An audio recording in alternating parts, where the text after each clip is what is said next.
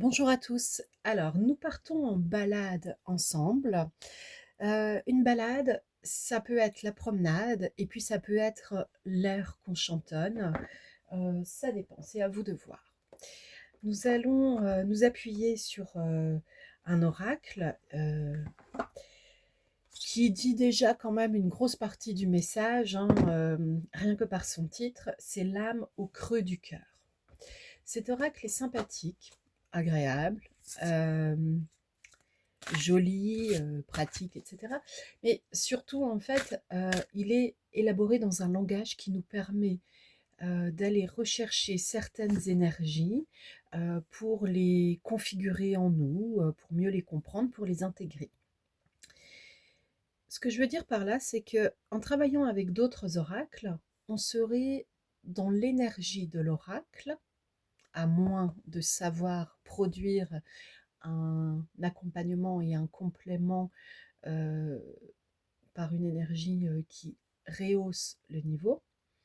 Mais il est bien évident qu'un langage qui pouvait convenir il y a 20 ans n'est pas le langage qui peut convenir aujourd'hui. Chaque mot a une énergie, chaque pensée est de l'énergie, et en réalité, quand nous avançons dans le monde, nous pourrions nous demander finalement de quoi nous le peuplons grâce à nos paroles, grâce à nos pensées, grâce à nos mots. Et quand vous donnez du crédit à des personnes qui emploient un langage familier, vulgaire, violent, vous êtes dans cette énergie familière, vulgaire, violente. Alors familière, ça peut aussi renvoyer à quelque chose qui finalement vous est très familier, euh, c'est inscrit dans vos habitudes. Bon, c'est à vous de faire des choix. Allez, on y va. Alors avec en plus accompagnée d'une jolie bougie lavande tonka, la lavande a une énergie qui va toujours vous envoyer un petit peu vers la verticalité, qui va permettre un travail en profondeur sur soi, mais en revenant dans l'axe vertical, c'est-à-dire en travaillant sa grandeur, grandeur d'âme, grandeur d'esprit. La fève tonka, elle est particulière dans son énergie parce qu'elle est enrichissante, elle est un peu grasse. Une énergie un peu grasse, c'est pas comme ce qui poisse au bout de vos doigts après avoir mangé un beignet frit. Non. Une énergie un peu grasse, c'est simplement quelque chose qui est produit, euh, qui est issu, pardon, d'un produit naturel et qui complémente certaines de vos cellules. La fève tonka fonctionne bien par exemple avec la rate et encore d'autres. Ok. Ce que je vous annonce là, ce sont des informations d'ordre général et à titre individuel, il se peut qu'une personne n'ait pas besoin du tout d'un apport en lavande, en fève tonka ou que sais-je, ok, que ce soit en énergie, en produit, peu importe. Disons que là, c'était un apport d'informations véritablement à titre informatif. Et un jour, vous saurez peut-être pourquoi cela est venu. Allez, on y va avec une première carte. Euh, je me dénude. Alors, est-ce facile pour vous de vous dénuder? Est-ce facile pour vous de vous mettre à nu? Est-ce facile pour vous euh, d'être en rapport avec l'intime? Quelle que soit votre question de base, le rapport avec l'intime est un rapport tout d'abord avec soi-même. Alors, nous avons notre deuxième carte ici. De l'armure à la parure. On est encore dans tout ce contexte où la superficialité permet de donner une certaine identité, alors que la profondeur parle peut-être d'une autre identité. Hébergez-vous plusieurs voix en vous? Troisième carte ici, et un paquet de cartes a voulu s'échapper, telle la protectrice de la mémoire. Telle la protectrice de la mémoire. Il se peut parfois que, en ayant pris conscience, et parfois pas tout à fait consciemment en plus, de certains abus, de certaines désillusions dans notre arbre généalogique, nous nous faisions fort d'être protecteur, d'être sauveur. Alors attention, parce que le complexe du sauveur n'est certainement pas un rôle évident à tenir, et puis de toute façon c'est un rôle qui vous emmène en dehors de vous-même, comme pour la victime et le bourreau. Plus de neutralité va donc être demandée, et ici on peut vous poser une seule question finalement, pour vous qui écoutez et regardez cette petite vidéo. Avez-vous donné de la chaleur et de la lumière à l'ensemble des parties de votre corps? Aimez-vous votre corps physique?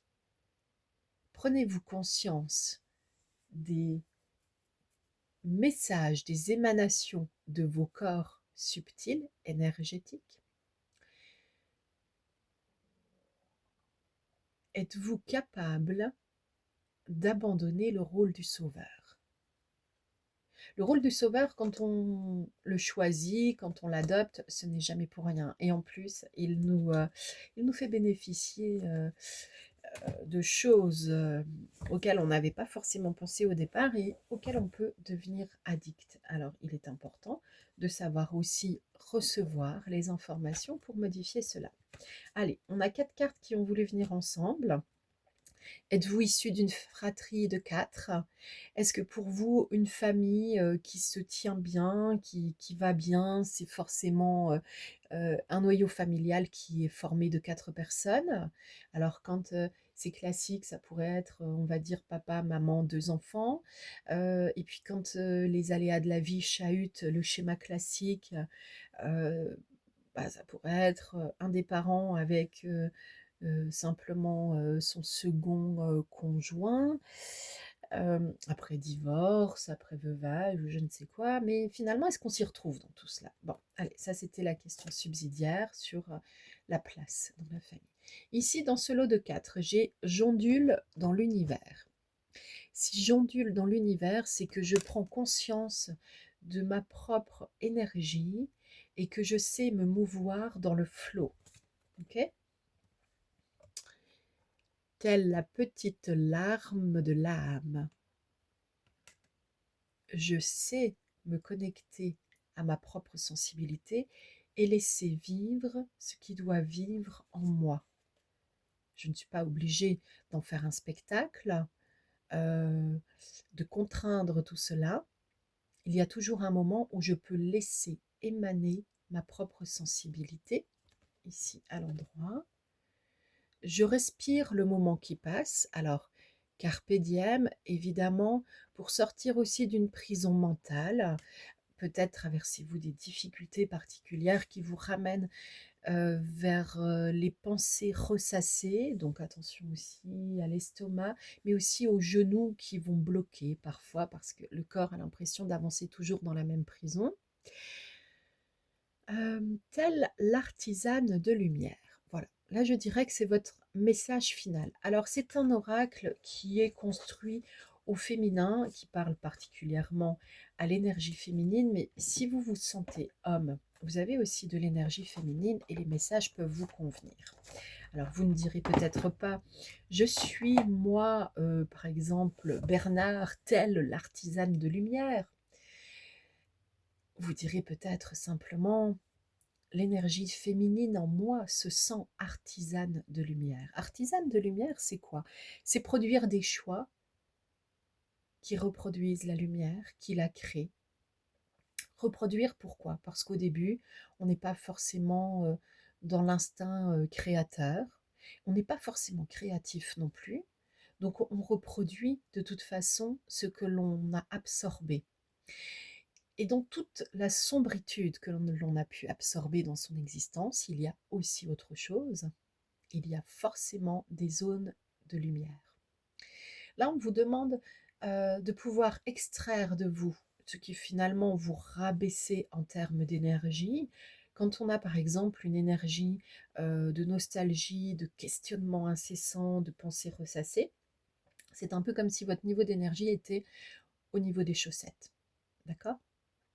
Quand vous êtes un peu plus dans l'espoir, la recherche de solutions, la création de solutions, en face des diverses problématiques que vous pourriez avoir, l'énergie remonte. Vous êtes bien plus au niveau des viscères.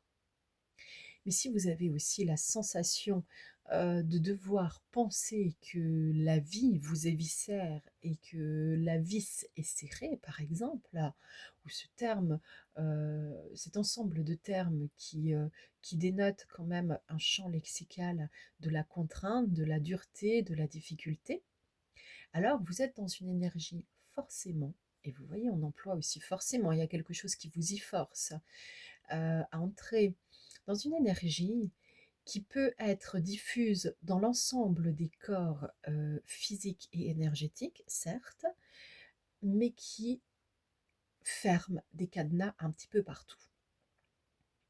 Certaines personnes, à force d'être en contrat avec ce type de vie, pourraient par exemple développer de la fibromyalgie, entre autres.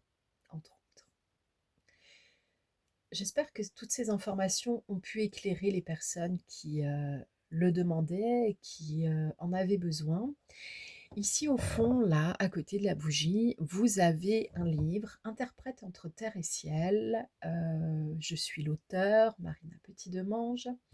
Et vous pouvez trouver mon livre sur ma page aux éditions BOD, B comme Bernard, O comme Odile, D comme Denis. Un jour, je vais essayer de changer les prénoms d'exemple pour citer les lettres. Quoique, on forme peut-être une bonne équipe avec Bernard, Odile et Denis. Et alors, ce livre, Interprète entre terre et ciel, je dirais que c'est un livre de développement individuel, à titre sans doute un peu plus personnel que professionnel, mais quoique, il peut vous amener à vous questionner sur votre posture professionnelle, quel que soit votre travail. Quel que soit votre travail, vous êtes forcément, ce forcément qui est revenu, attention à l'énergie de nos mots, vous êtes forcément en relation avec des humains. Vous allez avoir les managers, les team leaders, vous pourriez être dans l'industrie et face à des machines, des robots. Et là, on ne sait pas encore si je parle de vos collègues ou pas. Et pourtant, vous pourriez aussi être thérapeute holistique de quelque bord que ce soit. Et à un moment donné, vous demandez quand même, si dans votre posture, dans votre attitude, dans vos habitudes, dans votre façon d'aborder les choses, tout va bien parce que vous avez observé ceci et cela, qui est récurrent, qui revient, et puis qui vous éreinte un peu quand même. Je suis consultante en analyse de la posture, ce qui, d'une manière ou d'une autre, me permet de vous accompagner par un ensemble d'outils holistiques. N'attendez pas de moi que je sois hyper scientifique. Et pourtant, cet ensemble d'outils s'appelle la linguistique du cœur. Alors la linguistique, en général, c'est quand même tout simplement la science qui permet d'étudier la langue, le système d'une langue, le langage. Et pourtant, chez moi, la linguistique du cœur, c'est l'expression qui s'est imposée à moi comme étant parfaitement claire pour illustrer ce que je produisais depuis un moment déjà et ce que je produis toujours, c'est-à-dire des animations, des actions, des conférences, des sessions individuelles, collectives, professionnelles, personnelles. Euh, je dirais que peu importe la complexité de votre question, que peu importe le nombre de personnes impliquées dans cela, à partir du moment où le libre arbitre a répondu favorablement pour recevoir un tel accompagnement, comme je le prodigue. La porte est alors ouverte et vous voyez aussi que depuis quelque temps déjà, je m'accompagne de cette formidable boîte décor. C'est vraiment Christmas party, ça c'est clair, mais c'est pas grave, je ne fais pas très attention au calendrier, du moment que cela produit de la joie. Ce qui est intéressant, c'est que nous avons, sur l'idée, quand même du calendrier de l'Avent, 24 portes. Et si en fait vous regardiez déjà 24 possibilités d'amélioration de votre existence, où en seriez-vous dans quelques jours? Ça, c'est une chose que nous pouvons travailler ensemble. À bientôt.